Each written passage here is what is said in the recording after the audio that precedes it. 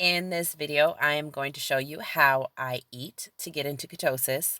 Then I'll cover the most common mistakes that moms make with their macros. And of course, I'll show you how you can figure out macros for your pregnancy or breastfeeding journey. If you already feel lost, don't worry. Let me cover some big ideas that you may not know about macros or macronutrients. So generally these refer to the three main categories that make up our food: protein, carbs or carbohydrates, and fat. In order for your body to stay in ketosis, you must limit your carbohydrate consumption. So keto simply means restricting carbohydrates so that the body's able to use fat for its main fuel source. That's it. You can track your macros using a keto calculator. I know there are people that are very opposed to using a tracking app, and I totally get that. It can be tedious and daunting or seem overwhelming, and people get caught up in the minutia. But it's especially helpful when you're starting the keto diet or when you're making adjustments, such as for pregnancy or breastfeeding or after you're weaning. And you can use a calculator for, 2 to 3 weeks at a time, so you have an understanding of the macros in the foods that you're eating. Some people choose to stop tracking as soon as possible and just pay attention to keeping carbs low. This may be successful at times. If for any reason everything isn't super fabulous and awesome on your keto diet, then you need to go back to tracking to figure out what is going on. These apps are easy to use, and they're simple as a learning tool for understanding things like portion size, finding hidden carbs in foods you wouldn't expect, and they keep you honest with those extra bites and snacks that can add up and derail your success. I like to use the Chronometer app, and you can search.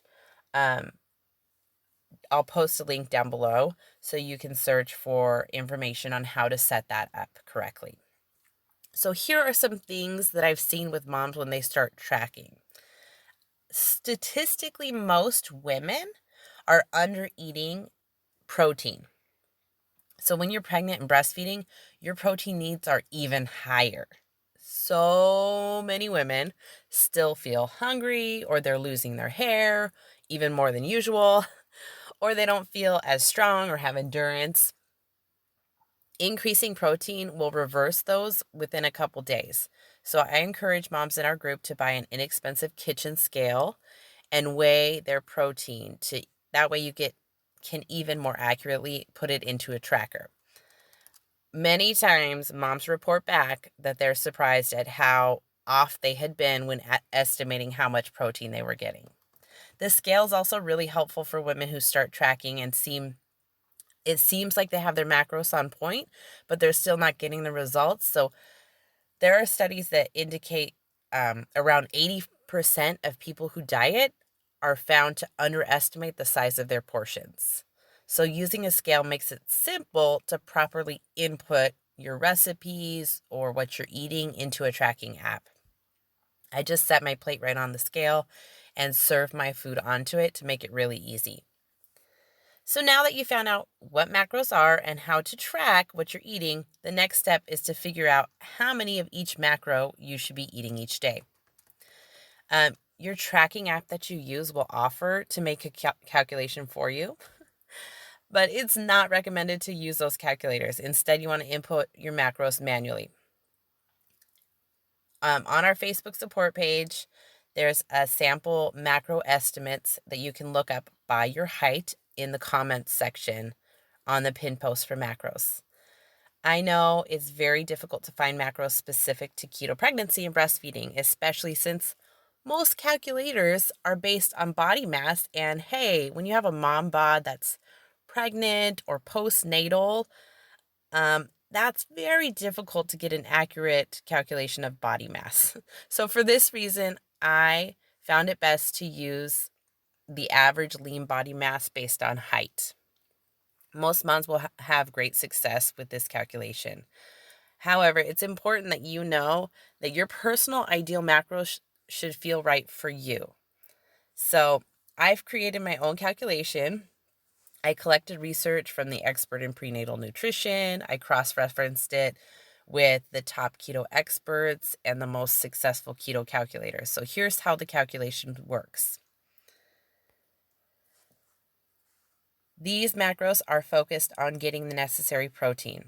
Since, as a general rule of thumb, your body's demand for protein is going to increase steadily as your pregnancy progresses. And it's going to continue on that trend as your breastfed baby grows as well. So also, if you're a larger person or you have a lot of physical activity, you may want to aim even a little bit higher in your protein. Your goal each day is to get over your protein goal. Your meal should be built around protein first. You want to try and get 30 grams or more of protein at each meal. If you're still hungry, eat more protein, either at a meal or grab a protein snack.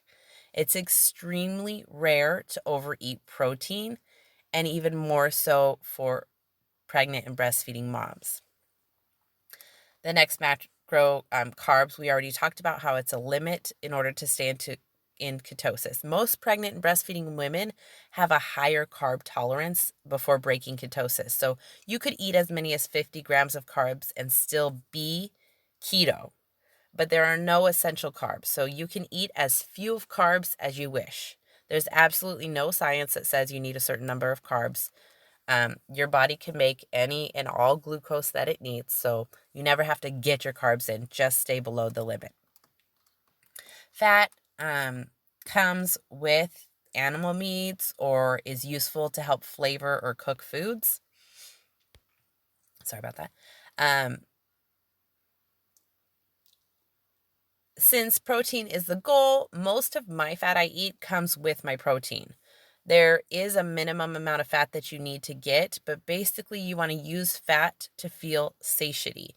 You shouldn't have to mix fat into your coffee every single day or make a bunch of fat bombs to eat throughout the day. That's not how it works. It should be a very natural inclusion into your plate. If you have been on the ketogenic diet and are looking for what to do now that you've become pregnant, congratulations, you can just continue eating exactly as you have been for as long as that works for you. Definitely make an effort to eat mindfully instead of sticking to rigid schedules or limits that you may have used before. Remember that babies grow in spurts, so your hunger may change from week to week, and you definitely want to use those hunger cues to increase protein. If you are already pregnant or breastfeeding and you're just starting out, it's important that you do not drop your calories too low too quickly.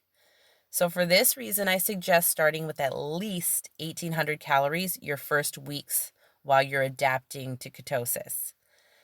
My very first attempt at keto, I did not eat nearly enough and I became very scary sick. There's other moms in our group who experience supply issues or weight loss stalls when their calories drop too low. So the next time I started keto, I was more mindful about eating to hunger and I consumed very high calories at first. But after a week or so, my hunger decreased and I was able to settle into macros that were steadily working towards my goals. So don't freak out. Just go with it and let your body adjust. It's a big change. I hope this information will be useful to you. You can look below to find calculations for your exact macros based on your height. I am not an expert. I've simply gathered the information from experts. I married them with calculations from well-formulated keto diets and some prenatal and lactating requirements. So I put it all into a format that's easy for you to grab and use. Please always consult with a clinician or dietitian who is well-trained in prenatal nutrition or low-carb breastfeeding nutrition if you need help figuring out your individual needs.